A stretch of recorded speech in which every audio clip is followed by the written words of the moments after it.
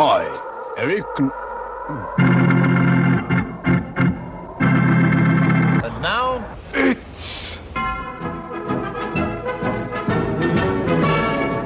Monty Python's Flying Circuses!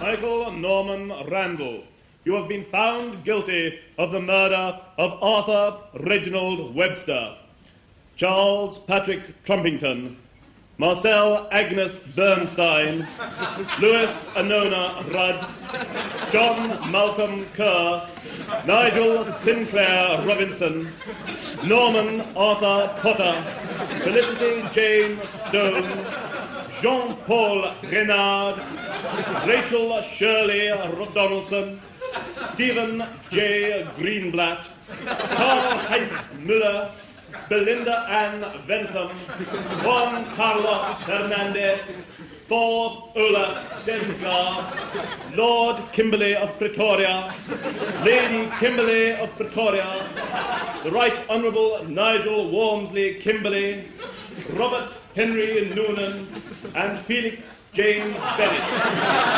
on or about the morning of the 19th of December, 1972.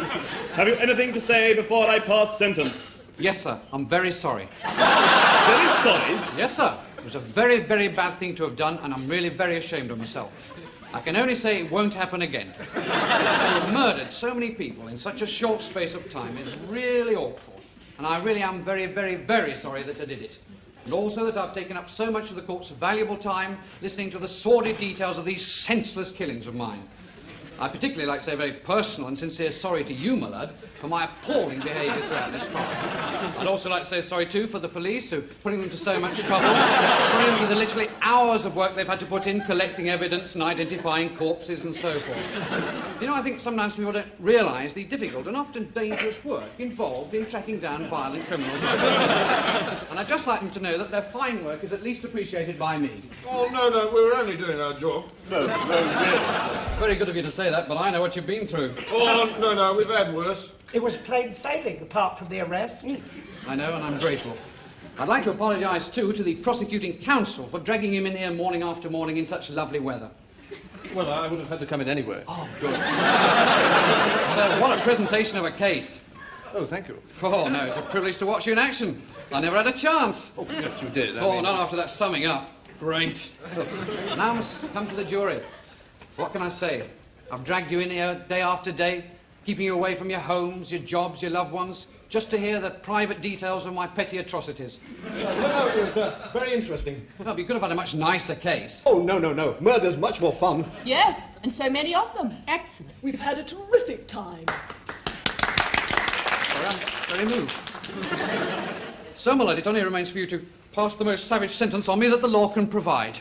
Well, not necessarily. No, my lad, the full penalty of the law is hardly sufficient. I insist I must be made an example of. Well, yes and no. I mean, society at large... Oh, no, my lad, not with mass murder. Oh, but in this case, don't you think... Yes. Oh, come on, my lad, you've got to give me life. No. Well, 10 years at least, come on. 10 years? Shame. Well, 5 then, be fair. No.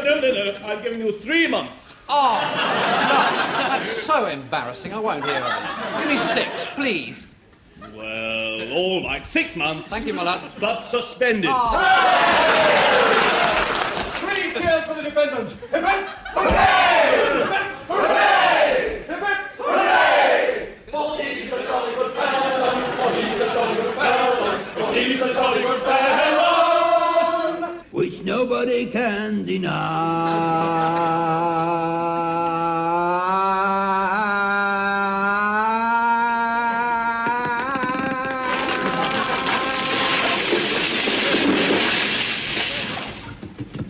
It's no good, Spider. You can't escape that easily. We're coming in after you. Whoop. Whoop.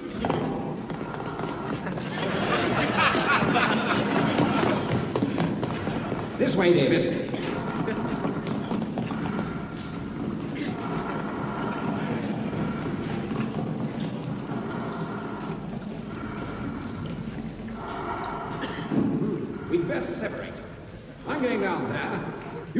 quite vigilant.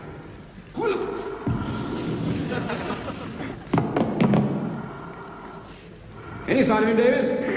Oh, sir, nothing here. All right, we'll check the spleen.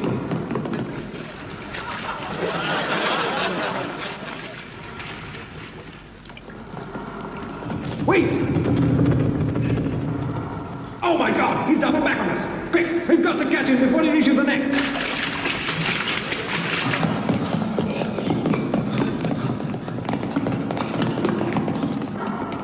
Oh, no! Too late, Davis! He's got out! He's eating! Run, Barry!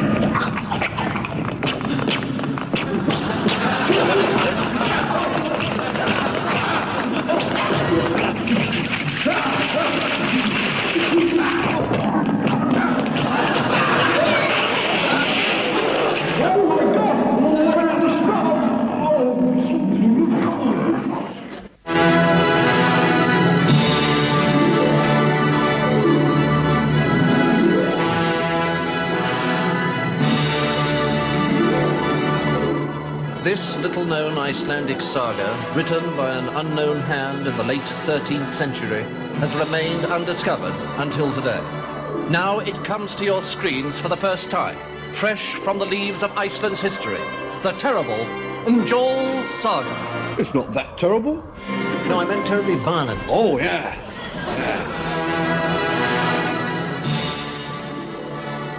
Eric and Joel, son of Hrothgar, leaves his home to seek Hangnor the Elder at the house of Thorvald Hlodvisir, the son of Goodleaf, half-brother of Thorgeir, the priest of Ljósawater, who took to wife Thorin, the mother of Thorkel Braggart, the slayer of Gudmund the Powerful, who knew Harold, son of Gernund, son of Eric from Gudalis, son of Arvar Bristlebeard, son of Haakon, who killed Bjortgard in Soknadale in Norway, over Gudrid, daughter of Thorkel Long, the son of Keteltraut, the half-son of Halfdan Halfchol, brother of Ingbard the Brave, who wed Eisenbert of Gothenburg, the daughter of Hangbard the Fierce, of the... apologise for an error in the saga.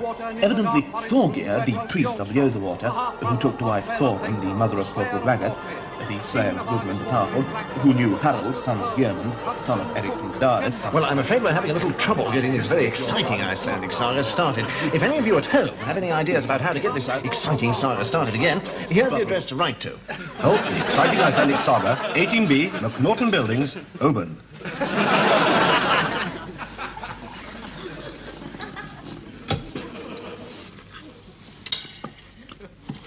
Hello. Well, I was the third voice you heard just now. I'm sorry about that terrible mess. Wasn't all that terrible. No, I meant terrible in the sense of unfortunate. Oh. Anyway, our plea for assistance has been answered by the North Malden Icelandic Saga Society, who've given us some very useful information about the saga, and so we carry on now with Njol's Saga, with our thanks going once again to the North Malden Icelandic Saga Society. Eric and Joel, son of Hrothgar, rode off into the desolate plain.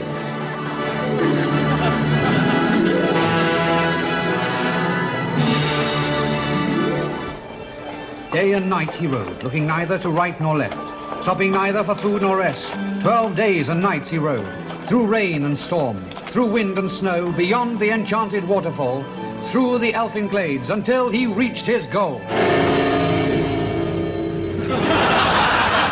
He had found the rich and pleasant land beyond the mountains, the land where golden streams sang their way through fresh green meadows, where there were halls and palaces, an excellent swimming pool, and one of the most attractive bonus incentive schemes for industrial development in the southeast. Only 15 miles from excellent Thames-side docking facilities, and within easy reach of the proposed M25. Here it was that Eric and Joel, son of Hrothgar, met the mayor, Mr. Arthur Hardinut, a local solicitor.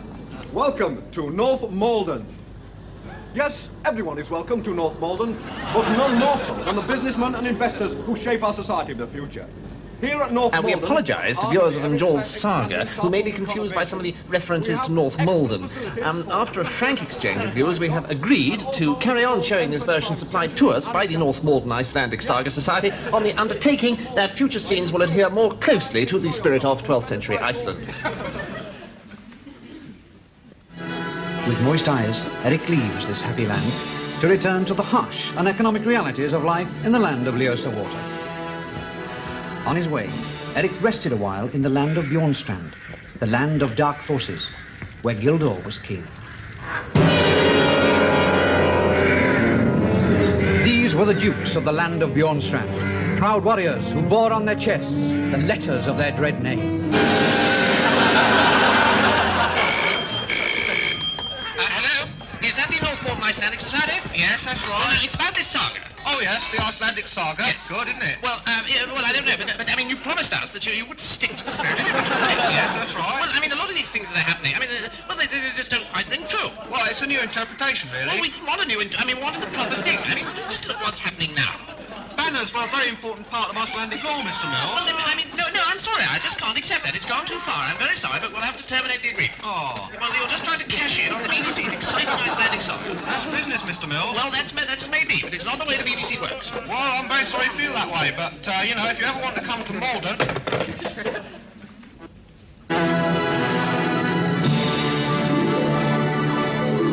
8 o'clock is a peak viewing hour, so naturally we tend to stick to our comedy output.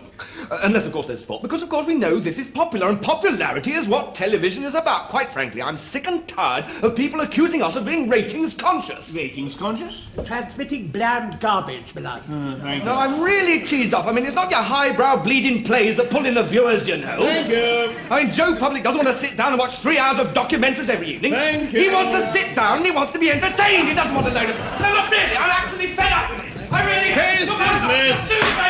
I mean... Case dismissed, my lad. Oh, like 5 years. Thank you, Miller. Call the next case, please. Call Eric and Joel, son of Hrothgar, brother of Hangor, son of Thorvald, Eric and Joel, son of Hrothgar, brother of Hagnar, Call Eric and Joel, son of Hrothgar, brother of Hagnar, son of Thorvald, Lord of Hudson, son of Godly, half-brother of Gloria, the priest of Lotus, who took to wife Thor, the mortal dragon, the slayer of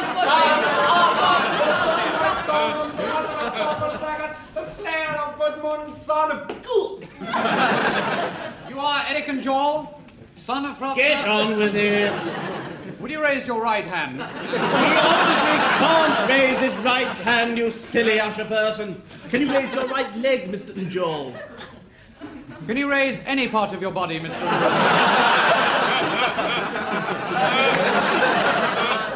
I see, well, we'll skip that. We'll just take the book in the right hand, Mr. Joel, without raising any part of your body. Oh. What is it now, you persistently silly usher? He can't hold the Bible, my lad. Oh, screw the Bible. Let's get on with this bleeding trial.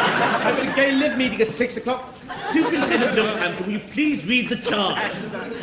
Is the charge strictly necessary, my lad? The press is here. Oh, sorry.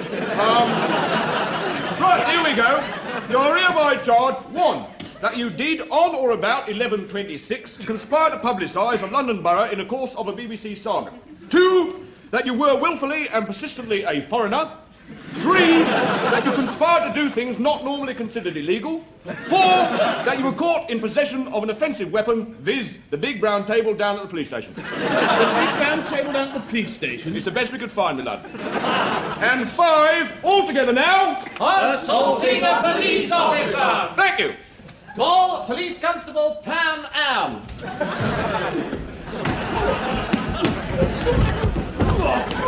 Into the witness box, Constable.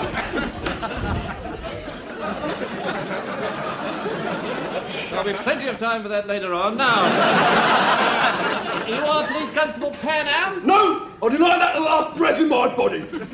Oh, sorry. Yes. Police Constable, do you recognise the defendant? No, never seen him before in my life. Oh, yes, he's the one. He done it. I recognise him anywhere. Sorry, Super. Constable, will you please tell the court in your own words what happened? Oh, yes. I was proceeding in a northerly direction up Anatolian Street when I saw the deceased standing at her upstairs window, bearing her bosom at the general public. She then took off her... Wait a tick. Wrong story. Oh, yes! There were 3 nuns in a railway compartment. No? Anyway, I clearly saw the deceased... Defendant, sorry.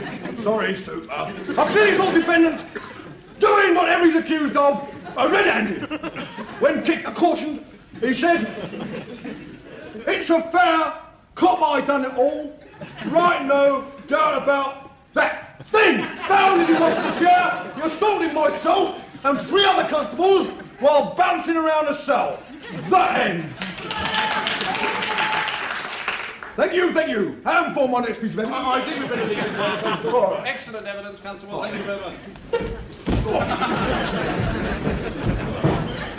Now, Mr. and Joel, will you tell the court, please, where were you on the night of 11/26?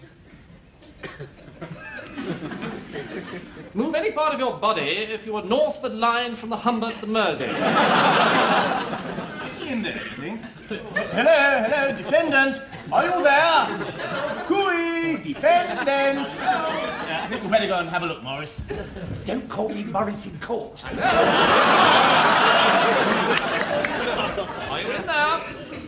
Mr. and Joel?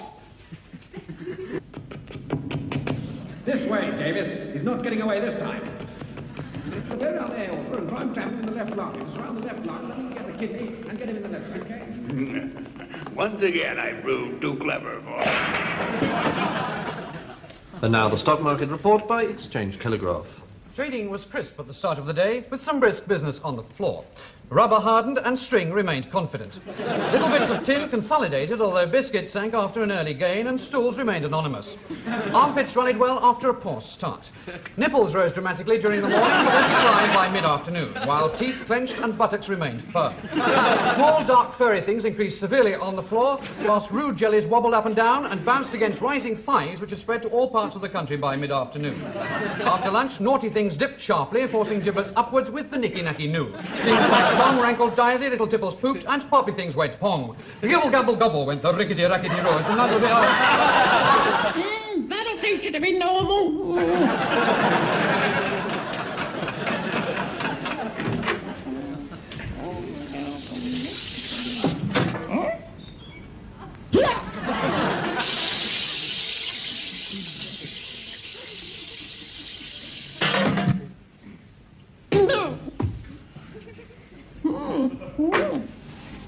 Oh, hello, Mrs. Premise.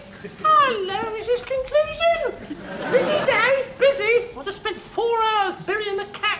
4 hours to bury a cat? Yes, it wouldn't keep still. Oh, it wasn't dead then? Well, no, but it's not at all a well cat. So, as we were going away for a fortnight's holiday, I thought I'd better bury it just to be on the safe side. Quite right, you don't want to come back from Sorrento to a dead cat. No. It'll be so anticlimactic. Yes, kill it now, that's what I say. Yes. We're going to have our budgie put down.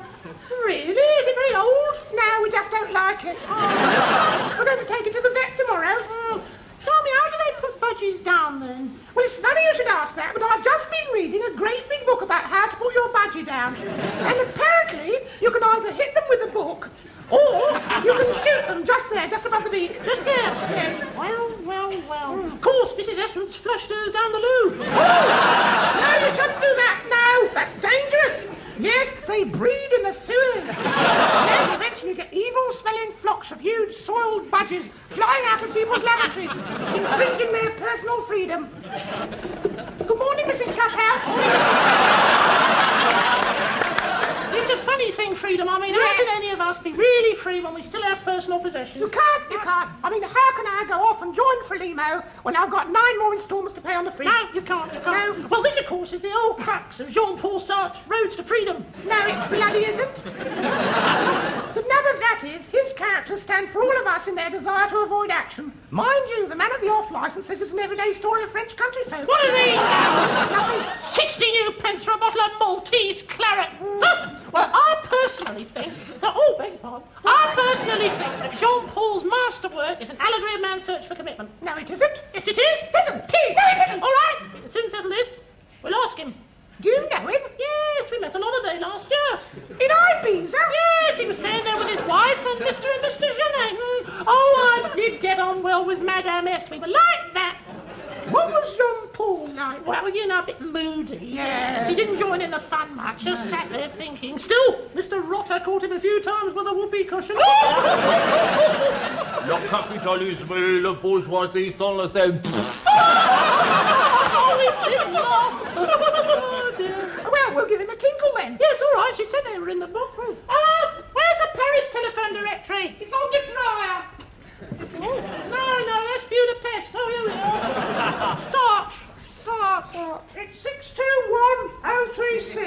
thank you, Mrs. Farley. Hello, Paris 621036, please, and make it snappy, Buster. Go from Ipanema goes walking, tall and young and tender. Hello, Mrs. Sartre. It's Beulah Premise here. Oh, pardon, c'est Beulah Premise ici. Oui, dans un visa. Oui. We met au Nous nous en control au Hotel Miramar. Oui, à la barbecue, c'est vrai. Madame, est-ce que Jean-Paul est chez vous? Oh, mad. Oui, je vois. When will he be free? Oh, pardon, quand sera-t-il libre? She says he spent the last 60 years trying to work that one out. Oh, très amusant, madame. Oui, absolument. Well, he's out distributing pamphlets to the masses, but he'll be in at 6. Oh, really, then? Ooh, look, Paris. That's not Paris. Jean-Paul wouldn't live here. It's a right old dump. But this is where they were wrong. For this was no old dump, but a town with a future. An urban Eldorado where the businessmen of today can enjoy the facilities of tomorrow in the comfort of yesterday. Provided by a go-getting, go-ahead council who know just how loud money can talk. Interest rate... Well, it's none of my business, but we had the same trouble with one of our Icelandic sagas. These people are terribly keen, but they do rather tend to take over. I think I'd stick to Caribbean Islands if I were you. Fine. And now, back to the saga.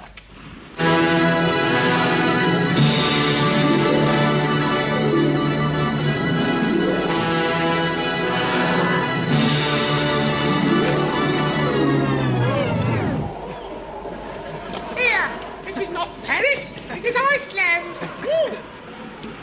Well, Paris must be over there then. Oh.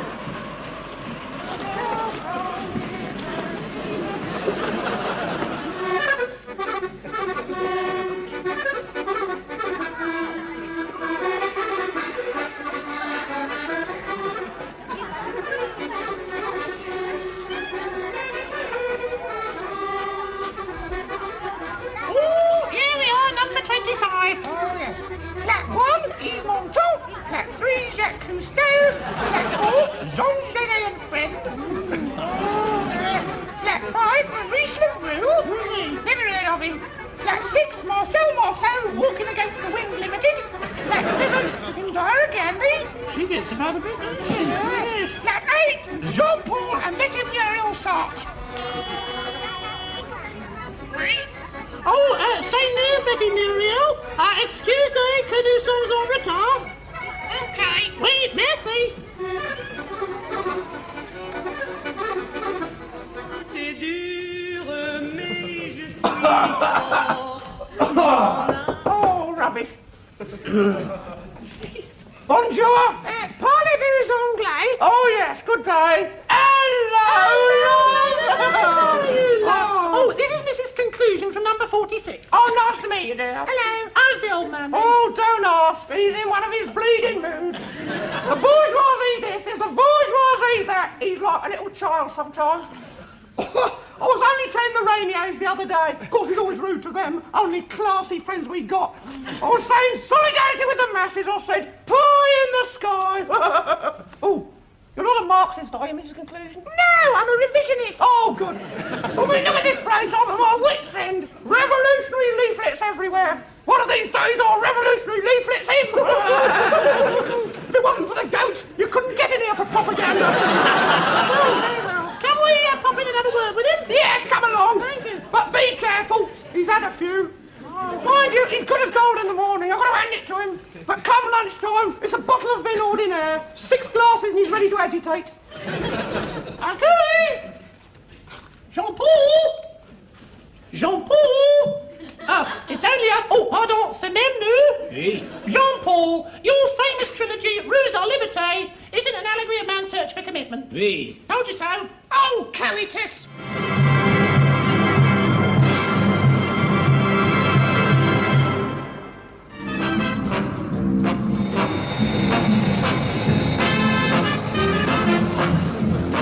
Today, we look at a vanishing race.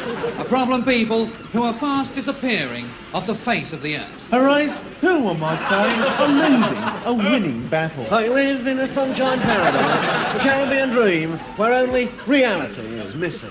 For this is Wicker Island. An island inhabited entirely by ex-international interviewers in pursuit of the impossible dream. The whole problem of Wicker Island is here in a nutshell. There are just too many Wickers. The lightweight suits. The old-school tie. The practiced voice of the seasoned campaigner. Cannot hide the basic tragedy here. There just aren't enough rich people left to interview.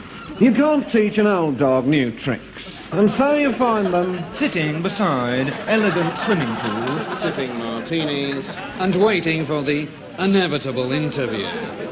I talk to the island's only white man, Father Pierre. Father Pierre, why did you stay on in this colonial Campari land, where the clink of glasses mingles with the murmur of a million mosquitoes, where waterfalls of whiskey wash away the worries of a world-weary wicker, where gin and tonics jingle and a gyroscopic jubilee of something beginning with J?